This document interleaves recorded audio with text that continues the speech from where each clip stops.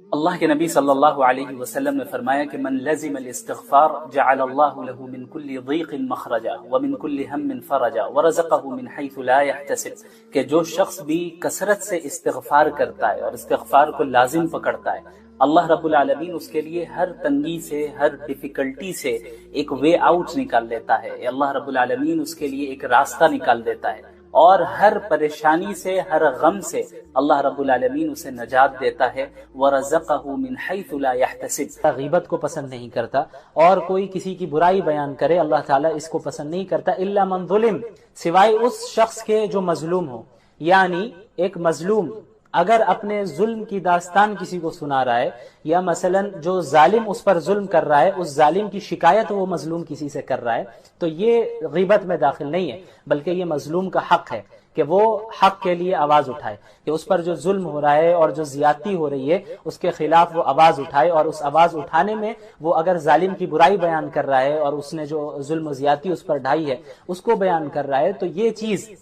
غیبت میں ہرگز داخل نہیں ہے، یہ اس کا حق ہے۔ اس کے بعد یہود کے دعوے کی تردید کی جاتی ہے۔ یہودیوں کا دعویٰ تھا کہ انہوں نے حضرت عیسیٰ علیہ السلام کو قتل کر دیا، سولی پر چڑھا دیا، تو اللہ تعالیٰ نے اس کی تردید کی اور فرمایا کہ وما قتلوہ وما صلبوہ ولکن شبہ لہم، کہ ان لوگوں نے، ان یہودیوں نے نہ ہی حضرت عیسیٰ کو قتل کیا اور نہ ہی انہیں سولی پر چڑھایا، بلکہ اللہ تعالیٰ نے انہیں آسمان میں حفظ و امان کے ساتھ اٹھا لیا۔ بر رفعہ اللہ الیہ، اللہ تعالیٰ نے زندہ ہی حضرت عیسیٰ کو آسمان میں اٹھایا۔ جیسا کہ میں نے کہا تھا کہ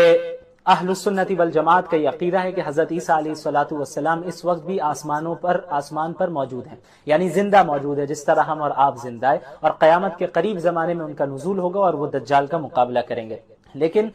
یہودیوں کو یہ شبہ ہو گیا کہ بھئی انہوں نے انہیں قتل کر دیا، قتل سولی پر چڑھایا انہوں نے کسی اور کو، وہ حضرت عیسیٰ نہیں تھے، لیکن وہ سمجھ بیٹھے کہ یہی حضرت عیسیٰ ہے۔ بہرحال اس کے بعد پھر کرسچنز کے عقیدہ تثلیث کی بھی تردید اللہ تعالیٰ نے کی، یعنی جو ٹرینٹی کا عقیدہ ہے، ٹرینٹی کا نظریہ ہے، کہ ان میں سے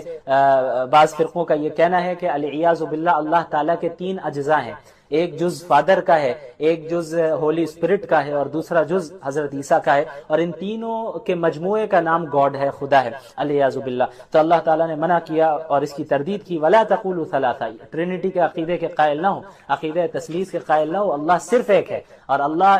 کی ذات اس چیز سے پاک ہے کہ وہ کسی کو بیٹا بنائے یا اپنا شریک بنائے۔ بہرحال اس میں حضرت عیسیٰ علیہ السلام کے متعلق ہی پھر اس صورت میں ذکر ہوتا ہے۔ پھر اس کے بعد کلالہ کی میراث کا حکم ہے۔ کلالہ ایسے شخص کو کہتے ہیں جس کی کوئی نہ اولاد بھی نہ ہو اور والدین بھی نہ ہو، تو اب اس کی وراثت کا کیا کیا جائے گا، اس کی تفصیلات بتائی جا رہی ہے کہ ایک بہن ہو تو اسے نصف دیا جائے گا، یعنی جو کچھ بھی وہ چھوڑ کر گیا ہے، اور اس کے علاوہ 2 یا 2 سے زیادہ بہنیں ہوں تو پھر 2/3 حصہ ملے گا، 2/3 ملے گا، اور بھائی ہو تو پھر بھائی کو وراثت مل جائے گی، بھائی بہن دونوں ہو تو مذکر مؤنث کا جو یہ قاعدہ ہے کہ بھائی کو، بیٹے کو یعنی لڑکے کو دگنا ملے گا لڑکی کے مقابلے میں، کیونکہ فائنینشیل جو ذمہ داری ہے وہ اللہ تعالیٰ نے لڑکوں پر دی ہے، عورتوں پر نہیں دی ہے، تو اس لیے مردوں کو دگنا دیا جاتا ہے، لڑکے کو دگنا دیا جاتا ہے، اور اس کے مقابلے میں آدھا اس کو عورت کو دیا جاتا ہے، کیونکہ مرد کو اپنے اوپر بھی خرچ کرنا ہے، اور ماں باپ ہے تو ان پر بھی خرچ کرنا ہے، اولاد ہے تو ان پر بھی خرچ کرنا ہے، بیوی ہے تو اس پر بھی خرچ کرنا ہے، تو کیا ہے کہ اب اس کے اوپر بوجھ ہے فائنینشیل، تو اس لیے اس کو ہلکا کرنے کے لیے اللہ تعالیٰ نے مردوں کو زیادہ وراثت دی، اور چونکہ عورتوں کے ساتھ ایسا کوئی مسئلہ نہیں ہے، اس کو کسی اور پر خرچ کرنے کی ضرورت نہیں ہے، یعنی ذمہ داری اس پر نہیں ہے، وہ اپنے اوپر ہی صرف خرچ کرنا چاہے کر سکتی ہے، رکھنا چاہے رکھ سکتی ہے، کسی کو دینا چاہے دے سکتی ہے، اس کے اوپر ذمہ داری نہیں ہے کہ وہ دوسروں کی مالی ضروریات کو پورا کرے اپنے رشتہ داروں میں سے، یعنی شوہر کا مسئلہ ہو، اولاد کا مسئلہ ہو، یہ ساری چیزیں مردوں پر ہے، اس لیے جو ہے مرد کو زیادہ دیا جاتا ہے، یہ بات ذہن میں رہے۔ تو اب سورۃ المائدہ کی ابتدا ہوتی ہے۔ سورۃ المائدہ، مائدہ کہتے ہیں عربی زبان میں دسترخوان کو، کیونکہ اس سورت میں اس بات کا ذکر ہے کہ حضرت عیسیٰ علیہ السلام نے اللہ تعالیٰ سے دعا کی تھی کہ یا اللہ آسمان سے آپ دسترخوان کا نزول فرمائیے، تو اللہ تعالیٰ نے ان کی دعا کو قبول کیا، تو اس بنیاد پر، اس وجہ سے، اس مناسبت سے اس سورت کو سورۃ المائدہ کہتے ہیں۔ اچھا، اس کی ابتدا ہوتی ہے یا ایھا الذین آمنوا اوفوا بالعقود، کہ اے ایمان والوں معاہدے کو پورا کرو، عہد کو پورا کرو، خلاف ورزی نہ کرو، تم نے کوئی ایگریمنٹ کر رکھا ہے تو اس کو پورا کرنا ہے۔ اب دیکھیں معاہدات کی دو قسمیں ہو سکتی ہے. ایک معاہدہ تو وہ ہے جو اللہ اور بندوں کے درمیان ہے کہ ہم نے اللہ سے معاہدہ کر رکھا ہے کہ ہم اللہ کے دین پر عمل کریں گے، اللہ کے احکامات پر عمل کریں گے، اور اللہ نے جن چیزوں سے ہمیں روکا ہے ان چیزوں سے بچیں گے. تو ان معاہدات کو بھی پورا کرنے کا حکم ہے. اور اس کے علاوہ وہ معاہدات جو بندے بندوں سے کرتے ہیں، لوگوں کے درمیان آپس میں ایک دوسرے کا جو معاملات ہوتے ہیں، لین دین کا مسئلہ ہے، اس میں جو معاہدہ اور ایگریمنٹس کرتے ہیں ہم، تو اس کی بھی جو ہے اس کا بھی لحاظ رکھنا اور اس کو پورا کرنا ضروری ہے. عہد کی خلاف ورزی کرنا یہ بہت بڑا جرم ہے، اور یہ ایک مومن کی شان نہیں ہے کہ وہ معاہدے اور ایگریمنٹ کی خلاف ورزی کرے. اس کے بعد پھر اللہ تعالیٰ نے بعض ایسی چیزوں کا ذکر کیا جو کہ اللہ تعالیٰ نے حرام قرار دیا ہے، جیسے حرمت علیکم المیتہ والدم ولحم الخنزیر وما اہل لغیر اللہ بہ. اللہ نے فرمایا کہ مردار، ایسا جانور جو مر گیا ہو بغیر ذبح کیے، جو مردار ہو، اس کو کھانا جائز نہیں ہے، وہ حرام ہے. اس کے علاوہ جو بہتا ہوا خون ہو، بہنے والا خون ہو، وہ بھی حرام ہے، اس کو آپ نہیں استعمال کر سکتے. اسی طرح خنزیر کا گوشت بھی حرام ہے. اسی طرح وہ جانور جس پر اللہ کے سوا کسی کا نام لیا گیا ہو، غیر اللہ کے نام سے ذبح کیا گیا ہو، تو اس جانور کو بھی کھانا جائز نہیں ہے. اس کے علاوہ وہ جانور جس کو گلا گھونٹ کر مار دیا گیا ہو، ہلاک کر دیا گیا ہو، اس کو بھی کھانا جائز نہیں ہے، وہ بھی حرام ہے. اس کے علاوہ ایسا جانور جو سخت ضرب کے ذریعے مرا ہو، یعنی چوٹ لگی ہو بہت تیز اس کو، اس وجہ سے وہ ہلاک ہو گیا، مر گیا، تو پھر ایسا جانور بھی کیا ہے، حرام ہے، کھانے کی اجازت نہیں ہے. پھر وہ جانور جو اوپر سے گر کر لڑک کر گرا ہو اور لڑکتا ہوا گر کر مر گیا ہے، تو ایسا جانور بھی وہ ہے جس کو کھانا جائز نہیں ہے، حرام ہے. اس کے علاوہ وہ جانور جس کو کسی درندے نے کھایا ہو، زخمی کر کے پھاڑ دیا ہو اور پھر وہ مر گیا ہو، تو پھر ایسے جانور کو بھی کیا ہے کہ کھانا جائز نہیں ہے. ہاں، حالت اضطرار میں، یعنی ایسی صورت آپ کے سامنے آ گئی کہ اب یہی مردار ہیں یا یہی ایسی قسم کے جانور ہے اور آپ کے علاوہ کھانے کو آپ کے پاس کچھ نہیں ہے اور آپ بالکل مرنے کے قریب ہیں، تو جان بچانے کے لیے بقدر ضرورت حرام چیز سے یعنی اس کو استعمال کیا جا سکتا ہے، لیکن اتنا ہی استعمال کیا جا سکتا ہے جس سے آپ کی جان بچے. بس اس مکہ المکرمہ میں خصوصاً اور بنی اسماعیل میں اور کوئی نبی نہیں آیا تھا، یعنی حضرت اسماعیل تھے، حضرت اسماعیل کے بعد اور کوئی نبی نہیں آیا. ڈائریکٹ محمد صلی اللہ علیہ وسلم اخیر میں آئے. نبوت کا سلسلہ بنی اسرائیل میں جاری رہا، لیکن حضرت ابراہیم کے جو بیٹے تھے حضرت اسماعیل، وہ نبی تھے، اور ان کے بعد پھر ان کی نسل میں کوئی نبی نہیں آئے، بس اخیر میں محمد صلی اللہ علیہ وسلم آئے. تو جن کے پاس اللہ کے نبی کو مبعوث کیا گیا، ان کے آبا و اجداد کو کوئی ڈرانے والا نہیں آیا تھا ان کے پاس اللہ کا پیغام پہنچانے والا. تو ایسی قوم کے پاس اللہ تعالیٰ نے محمد صلی اللہ علیہ وسلم کو بھیجا. اس کے بعد آیت نمبر 13 سے 3 رسولوں کا ذکر ہے. وَضْرِبْ لَهُمْ مَثَلًا أَصْحَابَ الْقَرْيَةِ إِذْ جَاءَهَا الْمُرْسَلُونَ. ایک علاقہ تھا جہاں اللہ تعالیٰ نے 2 رسولوں کو ایک ساتھ بھیجا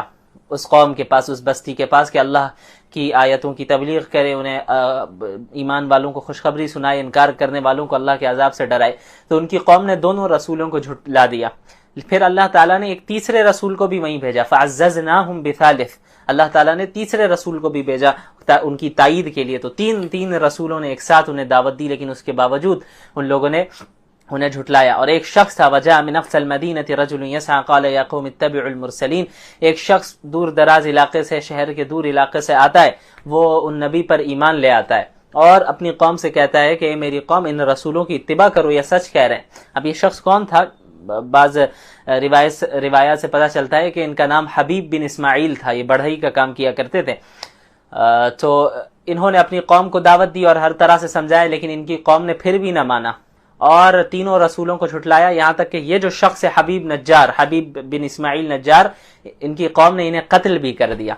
تو اللہ تعالیٰ نے پھر ان کے انتقال کے بعد جو ان کو شہید کر دیا گیا، اس کے بعد جو معاملہ ہے اس کا ذکر فرمایا، قیل ادخل الجنہ. ان سے کہا گیا حبیب نجار سے کہ اب آپ جنت میں داخل ہوں، یعنی جنت کی نعمتوں میں رہیں. اصل جنت میں داخلہ تو قیامت قائم ہونے کے بعد ہونا ہے، لیکن برزخ میں ہی جنت کی نعمتیں بہت سی دے دی جاتی ہیں. تو یہ کہنے لگے، قال یا لیت قومی یعلمون، کاش میری قوم کو معلوم چل جائے، کاش میری قوم کو پتہ چل جاتا کہ اللہ نے مجھے کیا کیا نعمتیں دی ہیں، انہوں نے مجھے قتل کر دیا. تو اللہ تعالیٰ نے پھر ان کی قوم کے ساتھ یہ معاملہ فرمایا آیت نمبر 28 کہ انہیں ہلاک کر دیا. اور ہلاک کرنے کے لیے اللہ کو کوئی آسمان سے کوئی بہت زیادہ فوج اتارنی نہیں پڑی، اللہ نہیں اتارنے والے تھے کوئی فوج آسمان سے انہیں ختم کرنے کے لیے. اللہ نے فرمایا وما انزلنا علی قومہ من جند من بعدہ من جند من السماء، ہم نے انہیں ہلاک کرنے کے لیے آسمان سے کوئی فوج نہیں اتاری. وما کننا منزلین، اور ان کانت الا صیحۃ واحدہ، بس وہ ایک چیخ تھی، اللہ تعالیٰ نے ایک چیخ کے ذریعے پوری قوم کو ختم کر دیا، اور چیخ ماری، اور یعنی اللہ تعالیٰ نے حکم دیا ایک فرشتے کو کہ آپ چیخ لگائیں، اور اس فرشتے کی آواز سے، اس چیخ سے پوری قوم کے جو ہے وہ سینے پھٹ گئے، کلیجے پھٹنے لگے، اور وہ جو ہے سب کے سب مر گئے۔ تو اللہ تعالیٰ نے اس طرح صرف ایک چیخ کے ہی ذریعے پوری قوم کو ختم کر دیا، برباد کر دیا۔ تو اللہ تعالیٰ کے ساتھ مقابلہ کرنا اور اللہ سے یہ سمجھنا کہ ہم اللہ سے مقابلہ کریں گے اور غالب آ جائیں گے، یہ حماقت ہے، یہ بے وقوفی ہے۔ اللہ کا مقابلہ کون کر سکتا ہے؟ تو جو اللہ کی اطاعت کرے گا وہی کامیاب ہونے والا ہے۔ اس کے بعد آیت نمبر 65 میں اللہ تعالیٰ نے یہ بتایا، الیوم نختم علی افواہہم وتکلمنا ایدیہم وتشہد ارجلہم بما کانوا یکسبون، جو گنہگار ہوں گے، جو کفار ہوں گے، اللہ تعالیٰ ان کی زبان پر، ان کے منہ پر مہر لگا دے گا، اور ان کے اعضاء گواہی دیں گے۔ زبان سے تو ہو سکتا ہے وہ جھوٹ بولیں گے، بعض یہ بھی جھوٹ کہیں گے کہ بھئی وما کننا مشرکین، ہم تو شرک نہیں کیا کرتے تھے، لیکن اللہ ان کے منہ پر ان کی زبان پر مہر لگا دے گا، اور ان کے جو اعضاء ہوں گے، باڈی پارٹس ہوں گے، ہاتھ ہے، پیر ہے، یہ پارٹس گواہی دیں گے کہ بھئی یہ گناہ کیا کرتے تھے۔ پھر آیت نمبر 69 میں مشرکین کی تردید کی گئی ہے کہ مشرکین آپ صلی اللہ علیہ وسلم کے متعلق یہ بھی کہا کرتے تھے کہ الیاذ باللہ یہ شعر و شاعری کرتے ہیں، تو اللہ نے فرمایا وما علمناہ الشعر وما ينبغی لہ، ہم نے محمد صلی اللہ علیہ وسلم کو شعر و شاعری کی تعلیم نہیں دی، اور ان کی یہ شان کے لائق بھی نہیں ہے کہ وہ شعر و شاعری کرے، بلکہ یہ تو ان ہوا الا ذکر و قرآن مبین، یہ تو نہایت واضح نصیحت اور کھلا ہوا قرآن کریم ہے۔ اس کے بعد آیت نمبر 77 میں اللہ نے اپنی انسان کی تخلیق کی طرف اور اس کی جو ابتدائی تخلیق کا مرحلہ ہے اس کی طرف غور کرنے کا حکم دیا۔ وَلَمْ يَرَ الْإِنسَانُ أَنَّا خَلَقْنَاهُ مِن نُطْفَةٍ فَإِذَا هُوَ خَصِيمٌ مُبِينٌ۔ مکہ مکرمہ میں ایک شخص تھا، مشرک شخص تھا، عاص بن وائل کے نام سے، وہ ایک مرتبہ آپ صلی اللہ علیہ وسلم کے پاس آتا ہے اور بوسیدہ ہڈی لے کر آتا ہے، اور اس بوسیدہ ہڈی کو وہ بالکل ریزہ ریزہ کر دیتا ہے، اور کہتا ہے مذاق اڑاتے ہوئے کہ اللہ اس کو بھی دوبارہ ٹھیک کر دے گا، اللہ اسے بھی دوبارہ زندہ کر دے گا۔ تو اللہ نے فرمایا کہ ایک ایسا شخص ہے، اپنی تخلیق پر غور کرے، اپنی کریشن پہ غور کرے، ایک پانی کے ایک نطفے سے اللہ تعالیٰ نے اسے بنایا، اس کی حیثیت کیا تھی، اور آج جب جو ہے یہ اللہ نے اسے طاقت دے دی، اب انسان کا ڈھانچہ، اس کے جسم تیار ہے، اور وہ اس کے اندر قوت ہے، بات کر سکتا ہے، چل سکتا ہے، پھر سکتا ہے، تو اللہ ہی سے لڑ رہا ہے وہ۔ جو اللہ ایک نطفے سے پورے انسان کو بنانے پر قادر ہے، وہی اللہ اس انسان کے مرنے اور گلنے کے بعد دوبارہ زندہ کرنے پر کیا اسے قادر نہیں ہے؟ بالکل قادر ہے۔ اس کے بعد سورۃ الصافات کی ابتدا ہوتی ہے، یہ بھی مکی صورت ہے، اس میں بھی اسلام کے جو بنیادی عقائد ہیں، توحید ہے، رسالت ہے، قیامت ہے، اس کا اس بات کیا گیا ہے۔ اور اس کے بعد مشرکین کا ایک بہت غلط عقیدہ تھا، وہ یہ تھا کہ وہ سمجھتے تھے کہ فرشتے جو ہیں وہ اللہ کی بیٹیاں ہیں، علیاذ باللہ، تو اس کی بھی تردید کی گئی۔ تو شروع میں اللہ تعالیٰ نے کئی فرشتوں کی قسمیں کھائی ہیں، مختلف فرشتوں کی، والصافات صفا، ان فرشتوں کی قسم جو صفے باندھ کر کھڑے رہتے ہیں، تو مختلف فرشتوں کی قسمیں کھائیں، بلکہ 3 قسم کے فرشتوں کی قسمیں کھائی ہیں، فزاجرات زجرا، اور ایسے فرشتے جو ڈانٹ ڈپٹ کرتے ہیں، یعنی جب شیاطین آسمان کی طرف جاتے ہیں باتیں سننے کے لیے تو فرشتے انہیں بھگاتے ہیں، جناتوں کو، تو زجر کرتے ہیں، توبیخ کرتے ہیں، انہیں ڈانٹتے ہیں، ڈپٹتے ہیں۔ ان فرشتوں کی قسم، فتالیات ذکرہ، ان فرشتوں کی قسم جو ذکر کی تلاوت کرتے ہیں۔ تو ان کا قسموں کے کھانے کا مقصد یہ ہے کہ بعض تو ایسے تھے مشرکین میں جو فرشتوں ہی کی عبادت کرتے تھے، تو اس کی بھی تردید ہے کہ اللہ ہی واحد ذات ہے جو عبادت کا مستحق ہے، اور ان مشرکین کی بھی تردید ہے جو فرشتوں کو اللہ کی علیاذ باللہ بیٹیاں سمجھا کرتے تھے۔ اس کے بعد آیت نمبر 42 میں سورۃ الصافات کی اللہ تعالیٰ نے اہل جنت کا ذکر کیا کہ اولئک لہم رزق معلوم فواکہ وہم مکرمون، کہ اہل جنت کو رزق معلوم ملے گا، یعنی رزق میں کوئی شبہ نہیں ہوگا کہ پتہ نہیں ملے گا یا نہیں ملے گا، ایسا نہیں، 100% انہیں معلوم ہوگا کہ رزق ملنا ہے۔ اس دنیا میں ہمیں تو اس کی کوئی گارنٹی نہیں ہے نا کہ آج سے 5 سال بعد پتہ نہیں ہم کیا کھائیں گے، کس کنڈیشن میں ہوں گے، فائنینشیل حالت کیا ہوگی، کل کیا کھائیں گے، پرسوں کیا کھائیں گے، ملے گا نہیں ملے گا، اس کی کوئی گارنٹی نہیں ہے۔ لیکن جنت میں کوئی شبہ نہیں ہوگا، رزق ہر حال میں مل کر رہے گا، کوانٹٹی میں بھی، یعنی انلیمیٹڈ کوانٹٹی بھی، کوالٹی بھی شاندار اور ایسے عمدہ کوالٹی کے جس کا ہم اپنی امیجنیشن سے بھی باہر ہو، اور سکون کے ساتھ، یعنی اس بات کا بھی اندیشہ نہیں کہ بھئی ملے گا یا نہیں ملے گا، ہر حال میں ملے گا، یقیناً ملے گا، ہمیشہ ملے گا۔ اس کے بعد اہل جہنم کا ذکر ہے کہ اذالک خیر النزل ام شجرۃ الزقوم، 63 میں آیت نمبر کے، اس میں اہل جنت جہنم کے کھانے کا ذکر ہے کہ جو زقوم کا درخت ہے وہ ان کا کھانا ہوگا، جو کہ بہت ہی بدبودار اور نہایت کڑوا اور دکھنے میں بھی بہت عجیب و غریب ہوتا ہے. انہیں زبردستی وہ کھائیں گے، بھوک کی عالم ہوگی، یہ حالت ہوگی کہ وہ جو ہے زبردستی اسے کھائیں گے، کھانا پڑے گا، اور وہ حلق میں اٹک جائے گا وہ پھل. اور پھر اب انہیں پانی چاہیے ہوگا تو پھر پانی دیا جائے گا، کھولتا ہوا پانی انہیں پینا پڑے گا، جس سے ان کے جسم کے اندر کے ساری چیزیں وہ گلنے لگیں گی. اللہ تعالی ہم لوگوں کی حفاظت فرمائے. اس کے بعد آیت نمبر 75 سے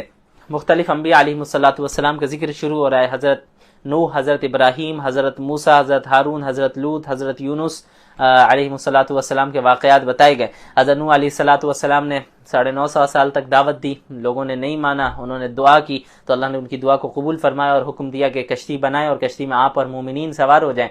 اللہ نے باقی قوم کو، کفار کو ہلاک کیا. پھر جب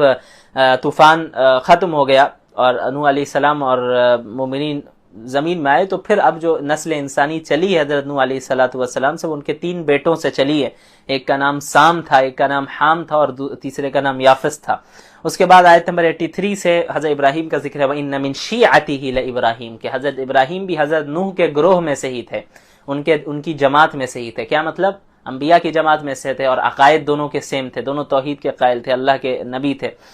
تو انہوں نے بھی اپنی قوم کو سمجھایا کہ بھئی ایسی چیز کی کیوں عبادت کرتے ہو جو تمہیں دیکھ نہیں سکتی اور تمہیں سن نہیں سکتی، تمہاری مدد نہیں کر سکتی، تمہیں کوئی نقصان نہیں پہنچا سکتی، ایسی چیز کی عبادت نہیں کرو. پھر جو بھی واقعہ ہے 17ویں پارے میں جو گزرا کہ کس طرح انہوں نے بتوں کو ہلاک کر کے یہ ثابت کیا، بتایا کہ بھئی جو خود کی مدد نہیں کر سکتا تم اس کی عبادت کیسے کرتے ہو. پھر اللہ تعالیٰ نے حضرت ابراہیم علیہ السلام کو بہت سی آزمائشوں سے گزارا اور ہر آزمائش میں وہ مکمل اترے. یہیں ایک اور آزمائش کا ذکر آیت نمبر 102 میں، فلما بلغ معه السعی، حضرت ابراہیم علیہ السلام کی دعا تھی کہ اللہ تعالیٰ انہیں اولاد عطا فرمائے، تو اللہ تعالیٰ نے حضرت اسماعیل علیہ السلام سے جو انہیں نوازا. اور جب حضرت اسماعیل اتنے بڑے ہو گئے کہ اب چل پھر رہے تھے حضرت ابراہیم کے ساتھ، تو اس وقت حضرت ابراہیم کو خواب کے ذریعے اللہ تعالیٰ نے حکم دیا کہ آپ حضرت اسماعیل کو ذبح کریں. خواب میں انہوں نے دیکھا کہ حضرت اسماعیل کو ذبح کر رہے ہیں. اچھا یہ یاد رکھیے گا کہ انبیاء علیہ السلام کے جو خواب ہوتے ہیں وہ بھی وحی ہوتے ہیں. عام انسانوں کے خواب کی طرح انبیاء کے خواب نہیں ہوتے. یعنی ایک عام انسان جو خواب دیکھتا ہے اس کی کئی مختلف چیزیں ہو سکتی ہیں، یعنی اللہ کی طرف سے بھی وہ خواب ہو سکتا ہے، شیطان کی طرف سے بھی وہ خواب ہو سکتا ہے، اور جو انسان دن بھر سوچتا رہتا ہے اس کے نتیجے میں بھی خواب وہ دیکھ سکتا ہے. لیکن انبیاء کے جو خواب ہوتے ہیں وہ 100% وحی ہوتے ہیں، ان میں کوئی شبہ یا کسی دوسری چیز کا شائبہ نہیں ہوتا. ایسا نہیں ہو سکتا کہ انبیاء کو والعیاذ باللہ شیطان نے خواب دکھایا یا جو وہ خود سوچ رہے ہیں انہوں نے بس ایسے ہی دیکھ لیا جس خواب کا کوئی مطلب نہیں. انبیاء علیہ السلام کے جتنے خواب ہوتے ہیں وہ وحی ہوتے ہیں، اللہ کی طرف سے ہوتے ہیں. تو حضرت ابراہیم نے جب دیکھا کہ بھئی حضرت اسماعیل کو وہ ذبح کر رہے ہیں تو وہ سمجھ گیا کہ اللہ رب العالمین اس طرف اشارہ فرما رہے. تو حضرت اسماعیل سے، اپنے بیٹے سے انہوں نے پوچھا کہ میں ایسا دیکھ رہا ہوں. تو حضرت اسماعیل بھی آپ یقیناً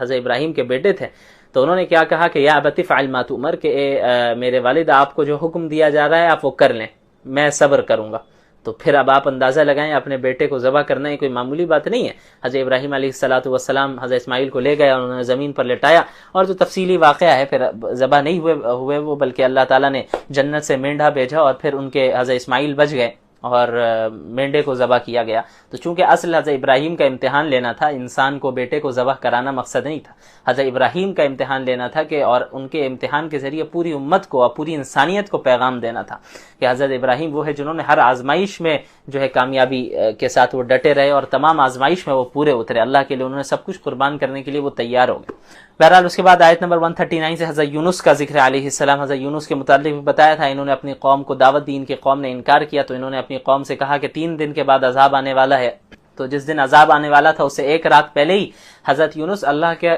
حکم آنے سے پہلے ہی اپنی بستی سے نکل گئے. تو اللہ تعالیٰ نے عتاب نازل کیا اور حضرت یونس علیہ السلام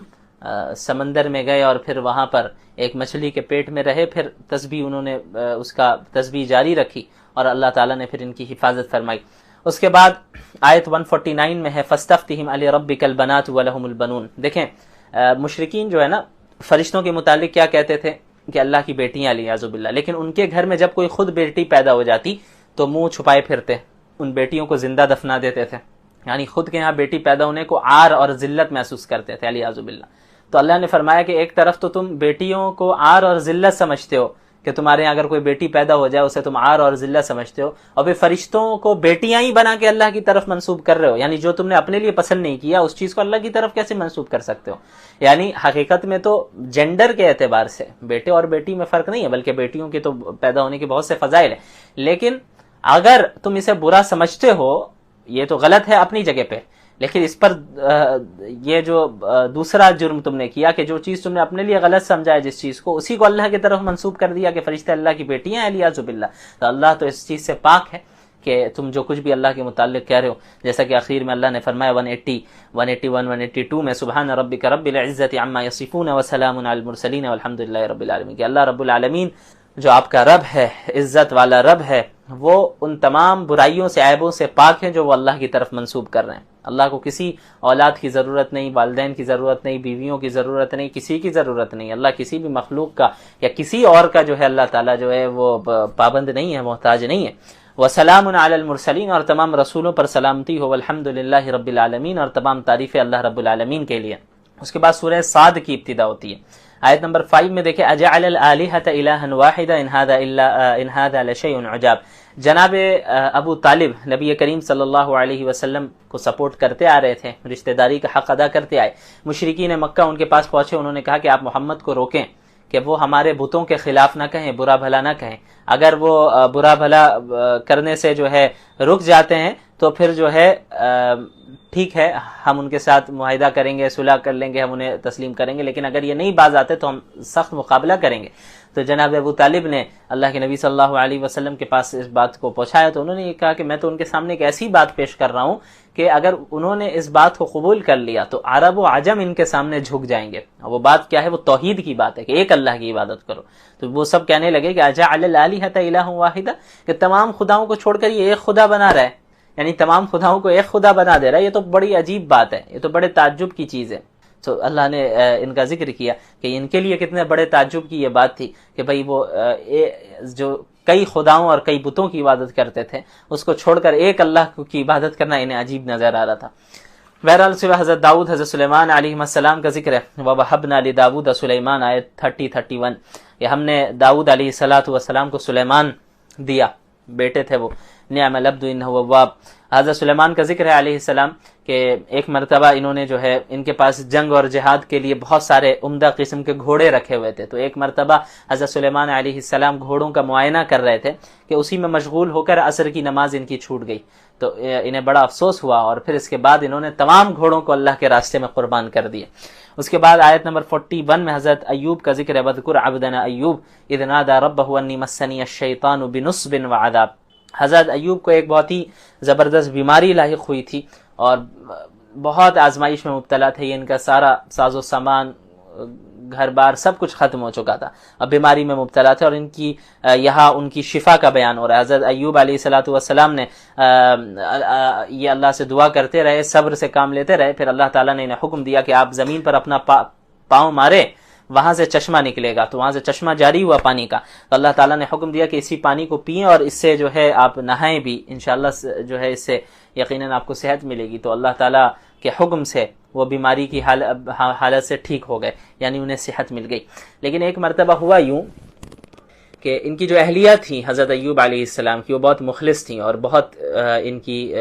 دیکھ ریکھ اور خیال رکھا کرتی تھی، تو اب کئی سالوں سے جو ہے یہ بیمار تھے، تو شفا انہیں نہیں مل رہی تھی، تو بہت پریشان تھی۔ تو اچھا، یہ جو میں ایک واقعہ بتا رہا ہوں ابھی، اس میں مختلف اقوال ہیں مفسرین کے، بعض نے اور بھی واقعات بتائیں۔ ہوا یہ کہ حضرت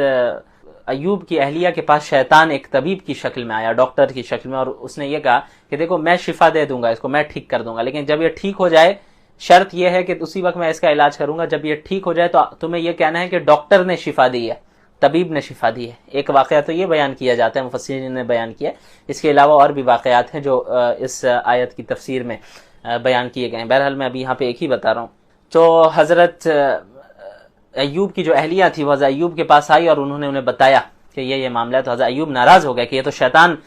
ہمیں شرک میں مبتلا کرنا چاہ رہا ہے، کیونکہ شفا دینا تو یہ اللہ کا کام ہے، یعنی وہ ڈاکٹر طبیب نہیں تھا وہ، بلکہ شیطان تھا، وہ آیا تھا اس لیے کہ ہم شفا کی نسبت شیطان کی طرف کر دیں، ڈاکٹر کی طرف کر دیں، حالانکہ شفا دینا یہ کون دیتا ہے؟ اللہ دیتا ہے۔ تو حضرت ایوب بہت ناراض ہو گئے ان کی اہلیہ پر کہ کیوں ایسا معاملہ کیا، تو انہوں نے کہا کہ اگر میں ٹھیک ہو گیا تو تمہیں 100 کوڑے ماروں گا میں۔ حضرت ایوب علیہ السلام نے یہ کہا اس وقت غصے میں۔ تو بعد میں جب حضرت ایوب علیہ السلام ٹھیک ہو گئے تو اب انہیں جو ہے وہ بڑے تردد میں پڑ گئے کہ اب میں کیا کروں، یعنی میں نے تو قسم بھی کھائی ہے کہ میں 100 کوڑے ماروں گا بیوی کو، تو اگر میں نہیں مارتا ہوں تو پھر میں تو قسم توڑنے والوں میں ہو جاؤں گا، جو کہ صحیح نہیں ہے، اور دوسری طرف اگر میں ماروں تو پھر یہ میری مخلص بیوی ہے، اسے میں کیوں تکلیف پہنچاؤں، اسے تکلیف پہنچانا بھی تو صحیح نہیں ہے میرے لیے، تو اب میں کیا کروں، تو یہ وفادار بیوی ہے۔ تو اللہ تعالیٰ نے انہیں کہا کہ وَخُذْ بِيَدِكَ ضِغْثًا فَاضْرِب بِهِ وَلَا تَحْنَثْ إِنَّا وَجَدْنَاهُ صَابِرًا نِعْمَ الْعَبْدُ إِنَّهُ أَوَّابٌ۔ اللہ تعالیٰ نے ایک حیلہ انہیں بتایا، وہ یہ کہ آپ 100 چھوٹی چھوٹی لکڑیاں لے رہے، 100 چھوٹی چھوٹی لکڑیاں لے لیں اور پھر سب سے ایک بار میں ہلکا سا یوں آپ مار دیں، آپ کی قسم پوری ہو جائے گی۔ تو اللہ تعالیٰ نے فرمایا کہ انا وجدناہ صابرا، ہم نے حضرت ایوب علیہ السلام کو صبر کرنے والا پایا۔ نعم العبد، کیا ہی بہترین وہ بندے تھے، انہ اواب، اور وہ یقیناً اللہ کی طرف بار بار لوٹنے اور رجوع کرنے والے تھے۔ اس کے بعد سورۃ الزمر کی ابتدا ہوتی ہے۔ زمر میں 2 گروہوں کا ذکر ہے، اہل جنت اور اہل جہنم کا، اس لیے اس سورت کو زمر کہتے ہیں، زمر گروہ کو کہا جاتا ہے، گروپ کو۔ تو اس میں مشرکین کا غلط عقیدے کی تردید ہے سب سے پہلے، کہ مشرکین دیکھیں ایک اللہ پر ایمان رکھتے تھے، لیکن وہ یہ سمجھتے تھے کہ اس اللہ نے پوری کائنات کو بنایا، لیکن کائنات کو چلانے کا جو نظام ہے، مختلف سسٹمز کو، مختلف چیزوں کے مختلف نظام کو مختلف چھوٹے چھوٹے خداؤں کے حوالے کر دیا اللہ نے۔ تو وہ کہتے ہیں کہ ہم ان چھوٹے خداؤں کی عبادت اس لیے کرتے ہیں، ان بتوں کی، چھوٹے خداؤں کی عبادت اس لیے کرتے ہیں تاکہ یہ اصل اللہ کی طرف تقرب کا ذریعہ بنے، یہ وسیلہ بن جائے ہمارے لیے، اور یہ سفارشی بن جائے اللہ کے یہاں، اس لیے ہم ان کی عبادت کرتے ہیں۔ تو اللہ تعالیٰ نے ان کی تردید کی کہ یہ کیسا بکواس عقیدہ ہے کہ اللہ نے پوری کائنات کو بنایا اور اللہ ہی یقیناً پوری کائنات کو چلا رہا ہے، اللہ کسی اور چھوٹے خداؤں کا محتاج نہیں ہے، لہٰذا دعا بھی صرف اللہ سے مانگنی ہے، اللہ سے تقرب ڈائریکٹ حاصل کرنا ہے۔ اس کے بعد آخر میں اللہ نے فرمایا آخری صفحے میں فمن شرح اللہ صدرہ للاسلام فهو علی نور من ربہ، کہ اللہ تعالیٰ جب کسی شخص کے سینے کو اسلام کے لیے کھول دیتا ہے تو وہ اللہ کی جانب سے ایک نور پر ہوتا ہے، ایک روشنی پر ہوتا ہے، اس روشنی سے وہ حق اور باطل کے درمیان تمیز کر پاتا ہے۔ اس کے بعد آیت نمبر 29 میں اللہ تعالیٰ نے ایک موحد یعنی ایک اللہ پر ایمان لانے والا اور مشرک جو کئی سارے خداؤں کو پوجتا ہے، اس کے درمیان جو ہے فرق بتایا مثال کے ذریعے۔ ضرب اللہ مثلا رجلا فیہ شرکاء متشاکسون ورجلا سلما لرجل هل یستویان مثلا،